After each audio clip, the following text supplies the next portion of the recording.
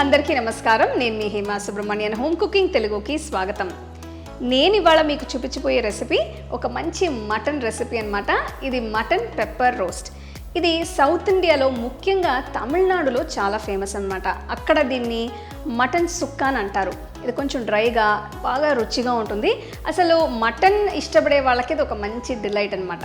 రండి ఈ రెసిపీ ఎలా చేయాలో చూద్దాం. మటన్ పెప్పర్ రోస్ట్ చేయడానికి ముందుగా మసాలా పేస్ట్ని తయారు చేయాలి. దీనికోసం ఒక మిక్సీలో 2 వెల్లుల్లి రెబ్బలు, 1 అల్లం ముక్క వేస్తున్నాను. తర్వాత 1 టీ స్పూన్ జీలకర్ర, 1 టీ స్పూన్ ధనియాలు, 2 టీ స్పూన్ల మిరియాలు, 3 ఎండుమిరపకాయలు, కొన్ని చిన్న ఉల్లిపాయలు వేసి రుబ్బుకోవాలి. దీనిలో కొన్ని నీళ్లు పోసి మెత్తటి పేస్ట్ అయ్యేట్టు రుబ్బాలి.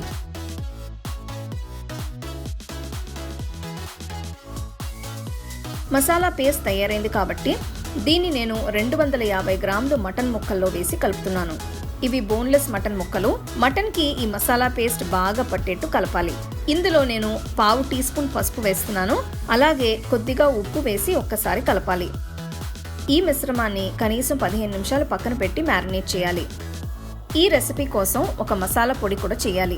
దీనికోసం ఒక ప్యాన్ లో కొద్దిగా నెయ్యి వేస్తున్నాను. ఇందులో దాల్చిన చెక్క, అన్నాస పువ్వు, 1 టీ స్పూన్ సోంపు గింజలు వేసి వేయించిన తర్వాత పొయ్యి కట్టేయాలి.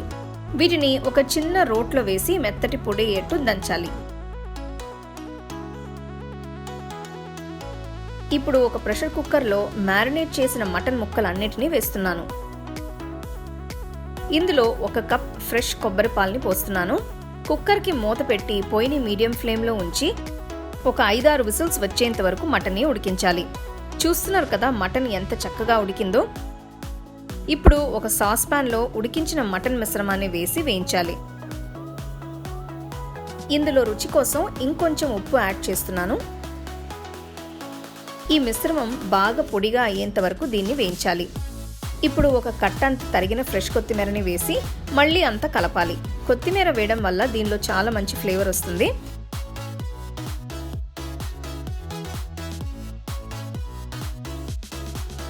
ఇందులో నేను 1 టీ స్పూన్ నెయ్యి వేస్తున్నాను. అలాగే 1 టీ స్పూన్ ముందుగా దంచుకున్న మసాలా పొడిని వేస్తున్నాను.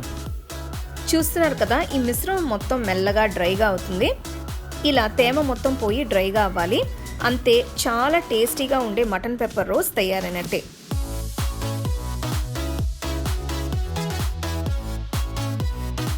ఈ రెసిపీ చేయడానికి బోన్లెస్ మటన్ అయితే చాలా బాగుంటుంది.